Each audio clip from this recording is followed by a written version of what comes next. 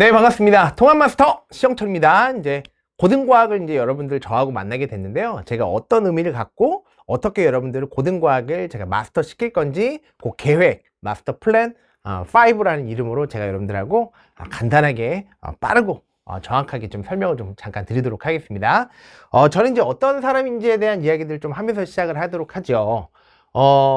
저는 이제 두 번째 줄과 세 번째 줄에 대한 이야기를 좀 하고 싶은데요. 예, 전주에 있는 상산고등학교에서 이제 교사의 역할들 하면서 좀 10년 이상 최상위권 학생들이 무엇을 모르고 어떤 것들을 좀 설명하면 좋은지 그런 이야기들을 제가 여러 번 숙달을 좀 해왔고요. 그 다음에 세 번째 줄에 있는 좀 EBS에서는 이제 전국 단위에 있는 학생들하고 제가 이제 수능 특강, 수능 완성, 뭐 수능 해설 이러면서 아이들하고도 많이 만났습니다. 제 강의의 어떤 핵심, 어떤 뭐 장점 이런 것들은 넓은 스펙트럼입니다. 그러니까 전국 단위에 있는 모든 학생들과 최상위권 학생들에게 눈높이를 맞춰가면서 제가 설명도 하고 수업들을 해봤기 때문에 아마 어떤 학생들이 들어도 제 강의가 좀 의미 있지 않을까 좀 생각을 좀 하고 있습니다. 뭐 자이 스토리라든지 그런 데서도 물리학과 화학을 감수하면서 이제 최근에 나오는 문제의 트렌드나 이런 것들을 제가 누구보다 잘 알고 있기 때문에 믿고 한번 가보죠 뭐. 가보겠습니다. 자, 전체적인 플랜은 5단계로 좀 시작을 하게 되겠는데요. 제일 중요한 게 이제 첫 번째 단계입니다.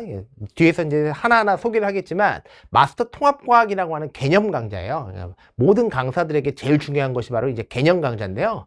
꼼꼼하게 좀 시작을 이제 첫 번째로 쭉 진행을 하는 거죠. 그게 끝나면 이제 리마스터라고 해가지고, 마스터에 했었던 얘기들을 다시 되새김질 하면서 완자라고 하는 교재로 제가 이제 문제풀이를 쭉 진행을 하게 됩니다. 그 다음에 이제 세 번째 가는 것이 바로 뭐냐면 업템포 스킬입니다. 그러니까 이미 뭐 강의는 다 업로드가 다 되어 있는데요. 아이들이 가장 극찬하고 많이 좋아해 줬던 거, 그게 바로 업템포 스킬입니다. 제가 이제 기술 보유자이기 때문에 제가 빠르고 문제를 건조하게 풀어내는 것들, 그런 이야기들 제가 좀 진행을 했고, 그 다음에 이제 마스터 스포일러라고 하는 강좌죠. 그러니까 스포일이라고 하는 건 뭔가를 좀 예측하고 미리 결말을 말해버리는 거잖아요. 그죠? 그래서 교사의 눈으로서 시험 문제가 어떻게 나올 건지를 직전 대비하는 그런 강좌라고 보시면 좋을 것 같고요. 그 다음에 이제 마지막 단계가 바로 뭐냐면 이제 모의고사의 감각을 좀 키워내는 CPR 모의고사, 그렇게 5단계로 여러분들 제가 1년 동안 쭉 끌고 가도록 하겠습니다. 자, 일단 첫 번째부터 좀 들어가 보죠. 자, 마스터는 이제 개념 강좌예요. 가장 중요한 꼼꼼한 개념. 그러니까 두루뭉술, 이거 제 뭐 개인적으로 되게 싫어하거든요. 그러니까 꼼꼼하고 이게 왜 그런지에 대한 이야기들을 제가 좀 자세히 다룹니다. 통합과학 1이 있고 통합과학 2가 있고요. 모든 강좌는 다 업로드가 지금 끝난 상태가 되겠고요. 첫 번째는 16가지 테마를 28강, 두 번째는 14가지의 테마를 26강, 28과 26인 거니까 합쳐서 30가지의 테마로 통합과학 1과 통합과학 2를 제가 꼼꼼하게 다룬다, 이렇게 보시면 좋을 것 같고, 요게 끝나면 여기서 했던 요 테마하고 겹쳐가지고 제가 이제 문제풀이를 시작합니다. 그러니까 테마 1에 했었던 그 개념하고 완자에 있었던 그 개념하고 제가 테마를 싱크를 맞췄어요. 그러니까 개념 끝나면 바로 그 테마에 해당하는 문제를 충분하게 풀 수 있게끔 맞춰놨으니까 여기서 이제 완자에서 문제풀이를 같이 겸비하면 좋습니다. 다시 한번 정리하면, 여기서 개념을 다 듣고 문제풀이 하지 마시고요. 여기에서 특정 테마 1을 들었다.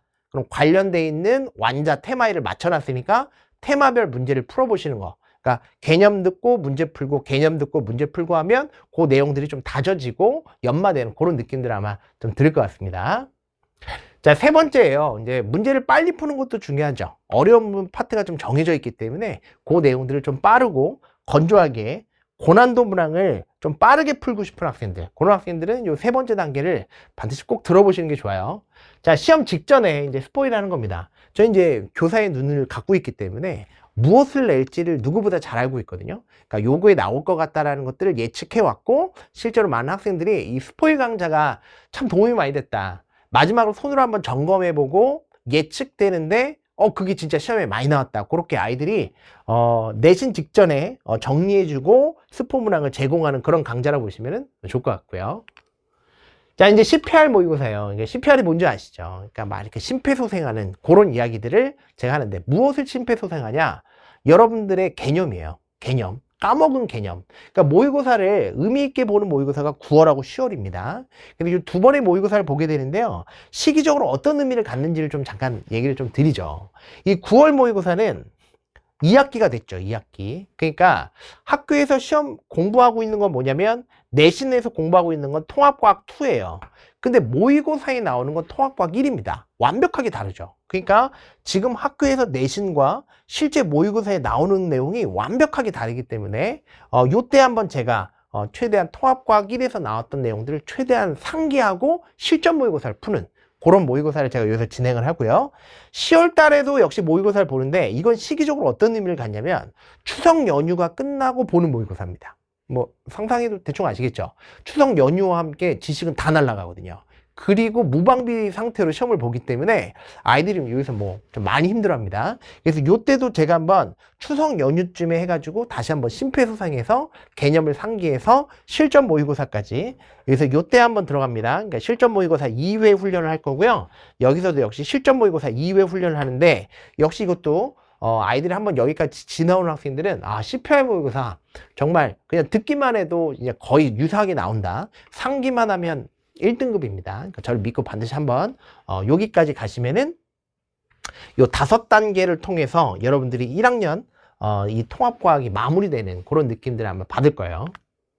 자, 이제 요런 내용들이 이제 전체적인 목차입니다. 뭐 목차가 지금 중요한 건 아닌 것 같고 글씨도 잘 안 보일 것 같아요. 그러니까 요런 내용에 대한 얘기들인데 대략적으로 위치만 좀 잠깐 보죠. 그러니까 원소의 주기성과 화학결합 여기에서 이제 중간고사에서 여기서 한번 막 텁니다. 그 다음에 기말고사에서는 어디서 터냐면 요 물리 파트예요. 아마 여러분들 뭐 선배들이 보고 있다면 아마 다 그렇다고 얘기를 할 거예요. 그러니까 중간고사에서는 화학에서 한번 털고 그 다음에 기말고사에서는 물리학에서 텁니다. 요렇게 하고 1학기가 끝나죠. 이게 고등과학이 좀 다르구나. 2학기가 돼요. 자, 통합과학 2로 넘어가는데요. 통합과학 2에서는 어디서 터냐면 지금 이제 중간고사 산화환원과 중화반응 여기서 아이들을 한번 고통스럽게 하고 그 다음에 기말고사 파트에서는 어느 부분이냐면 바로 요 엘니뇨 라니냐죠. 와 그 다음에 발전기 물리학이에요. 렌츠의 법칙, 패러데이 법칙 여기서 한번 또 텁니다. 다시 한번 정리. 그래서 중간고사에서 화학에서 또 한번 터는 거고요. 그 다음에 기말고사에서는 요 엘니뇨 라니냐와 그다음 물리학 지구과학과 물리학에서 한번 뒤 흔든다 이렇게 보시면 좋을 것 같습니다. 그러니까 대략적으로 어느 부분에서 어렵게 나오고 어느 부분에서 변별할 걸지를 좀 알고 들어가는 것이 좀 1학년을 시작할 때 아주 좀 도움이 되니까 좀 이야기 해봤습니다.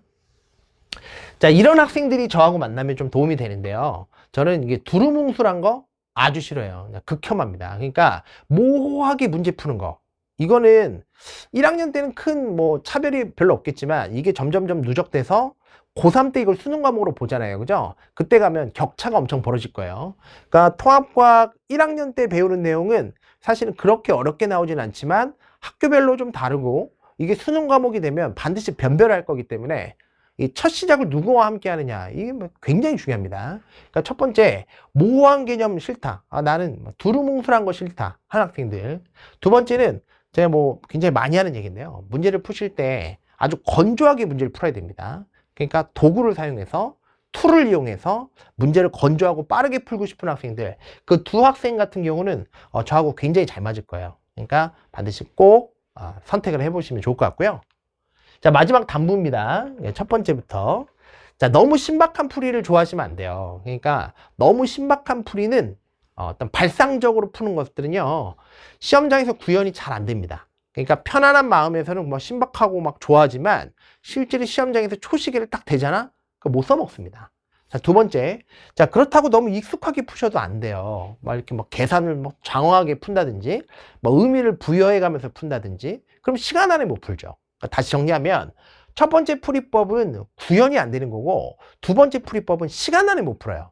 그러니까 여러분들은 반드시 뭘 하셔야 되냐면 그 경계에 있어야 됩니다. 그 아슬아슬한 경계.